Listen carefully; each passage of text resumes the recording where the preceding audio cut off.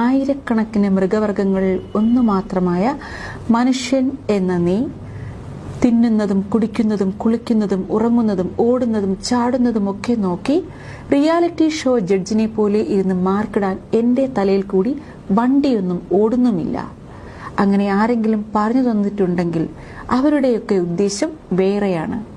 നിങ്ങൾക്കൊക്കെ ഒക്കുമെങ്കിൽ നല്ലത് ചെയ്താൽ മതി. നല്ലത് വലുതും ചെയ്താൽ അതിൻ്റെയൊക്കെ ഫലം ഭൂമിയിൽ തന്നെ കിട്ടും. അല്ലാതെ ചെയ്തതിൻ്റെ കണക്കും കൊണ്ട് കൂലി ചോദിച്ച് ഇങ്ങോട്ട് വന്നേക്കരുത്. മടല് വെട്ടി അടിക്കും ഞാൻ. ഇതെഴുതിയത് ആരാണെന്നറിയാമോ? ദൈവമാണ്. ദൈവം എനിക്ക് നേരിട്ട് അയച്ചു തന്നോ എന്ന് പ്രിയപ്പെട്ട പ്രേക്ഷകരൊന്നും എന്നെ കളിയാക്കരുത്. ഇതൊരു സുഹൃത്ത് വാട്സാപ്പിൽ അയച്ചു തന്ന ഒരു മെസ്സേജാണ്. ആരാണിത് എഴുതിയതെന്നറിയില്ല. വായിച്ചപ്പോൾ ഒരിഷ്ടം തോന്നി. ശരിക്കും ചിരിച്ചുപോയി. ചിരിയോടൊപ്പം തന്നെ ചിന്തകളും കയറി വന്നു. ഇതിൽ പറയുന്നതെല്ലാം തികച്ചും ശരിയാണ് എന്ന് തോന്നിയത് കൊണ്ടാണ് ഷെയർ ചെയ്യാമെന്നും തീരുമാനിച്ചത്. എല്ലാ അമിത വിശ്വാസികൾക്കുമായി ദൈവം എഴുതുന്ന ഒരു കത്താണിത്. തുടക്കം തന്നെ ഇങ്ങനെയാണ്: ഒരു കാര്യം പറഞ്ഞേക്കാം, മരിച്ചു ഇങ്ങ് പോരുമ്പോൾ ഞാൻ ഇങ്ങ് സ്വർഗത്തിൽ കള്ള് തരും, കഞ്ചാവ് തരും, പെണ്ണ് കെട്ടിച്ചു തരും എന്നൊക്കെ കരുതി ആരും കഷ്ടപ്പെട്ട് നന്മ ചെയ്യണം എന്നില്ല. നിങ്ങളൊക്കെ ചെയ്യുന്ന നന്മയും തിന്മയും ഉറക്കമിളിച്ചു നോക്കിയിരുന്ന് ഇവിടെ നിങ്ങൾക്കൊക്കെ സ്റ്റാർ ഫെസിലിറ്റി അറേഞ്ച് ചെയ്യലല്ല എൻ്റെ പണി. ഞാൻ ഈ എഴുത്തൊന്ന് എഡിറ്റ് ചെയ്തിട്ടാണ് പ്രിയപ്പെട്ട പ്രേക്ഷകർക്ക് വേണ്ടി വായിക്കുന്നത്. നമുക്ക് മാധ്യമ ഭാഷയിൽ ഉപയോഗിക്കാവുന്ന രീതിയിലാണ് വായിക്കുന്നത്. അപ്പോൾ ശരി, നമുക്കിനി തുടരാം. എനിക്കെതിരെ ആരോപണങ്ങൾ ഉന്നയിക്കും മുൻപ് സത്യാവസ്ഥ പരിശോധിക്കേണ്ടതാണ്. കുറെ നാൾ മുൻപ് അമ്പലമുറ്റത്തും പള്ളിയങ്കണത്തും ഭയങ്കര വെടിക്കെട്ടപകടം നടന്നത് എന്റെ കഴിവുകേട് കൊണ്ടാണെന്നും ഞാൻ ജനത്തെ രക്ഷിച്ചില്ലെന്നും നിങ്ങളിൽ ചിലർ ആക്രോശിച്ചു കേട്ടു. വെടിക്കെട്ട് നടത്താൻ ഞാൻ നിങ്ങളോട് പറഞ്ഞോ? മത്സരകമ്പം നടത്താൻ ഞാൻ പറഞ്ഞോ? എന്നെ സുഖിപ്പിക്കാൻ ഒരു കോപ്പും നടത്താൻ ഞാൻ ആരോടും പറഞ്ഞിട്ടില്ല. നിങ്ങൾ നിങ്ങളുടെ ഇഷ്ടത്തിന് എന്റെ പേരും പറഞ്ഞ് ഓരോന്ന് തോന്നുന്നത് പോലെ ചെയ്യുന്നു. നേരെ ചൊവ്വെ ചെയ്യാൻ അറിയാത്തതുകൊണ്ട് ദുരന്തമുണ്ടാവുമ്പോൾ കുറ്റം മുഴുവൻ എന്റെ തലയിലേക്കും. നിങ്ങളെക്കാൾ നല്ലവന്മാർ അവിശ്വാസികളാണ്. അവർ എന്നെ പ്രീതിപ്പെടുത്താനായി ഒന്നും ചെയ്യാത്തതുകൊണ്ട് വേണ്ടാതീനത്തിന് ഞാനാണ് ഉത്തരവാദി എന്ന് പറയാറില്ല.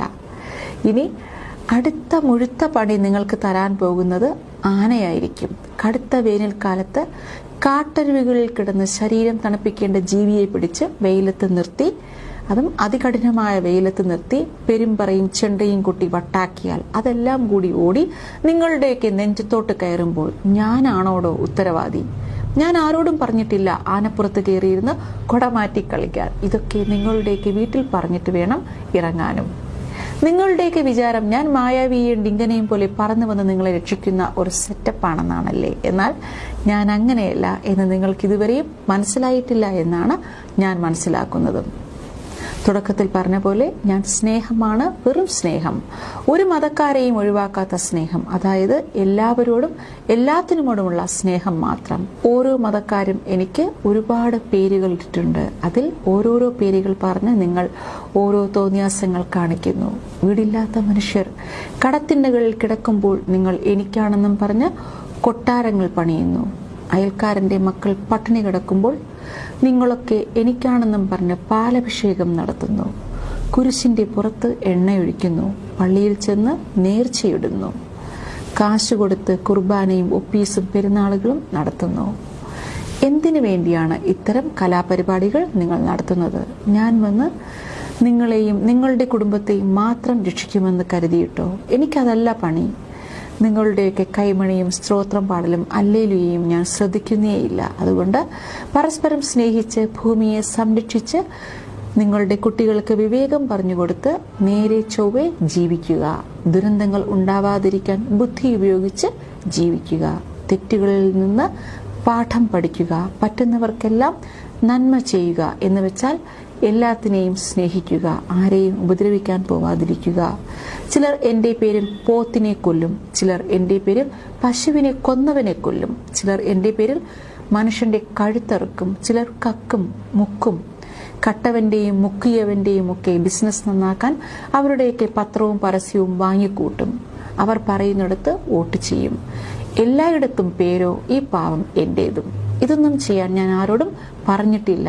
ആയതിനാൽ മേലിൽ തോന്നിയാസം ചെയ്തിട്ട് എന്റെ പേര് വലിച്ചിഴച്ചാലുണ്ടല്ലോ, പറഞ്ഞില്ലെന്ന് വേണ്ട എന്ന് നിങ്ങൾ ദൈവം എന്ന് വിളിക്കുന്ന ആ സംഭവം. ഇത്രയും പറഞ്ഞുകൊണ്ടാണ് എഴുത്ത് അവസാനിക്കുന്നത്. എന്തായാലും ഇതിൽ നമുക്ക് ചിരിക്കാനുള്ളതുപോലെ തന്നെ ചിന്തിക്കാനും ഒരുപാട് കാര്യങ്ങളുണ്ടല്ലേ. അപ്പോൾ തീർച്ചയായും പ്രേക്ഷകർക്ക് ഈ ഒരു വീഡിയോ ഇഷ്ടമായി എങ്കിൽ മറ്റുള്ളവർക്ക് കൂടി വേണ്ടിയും ഷെയർ ചെയ്യുക.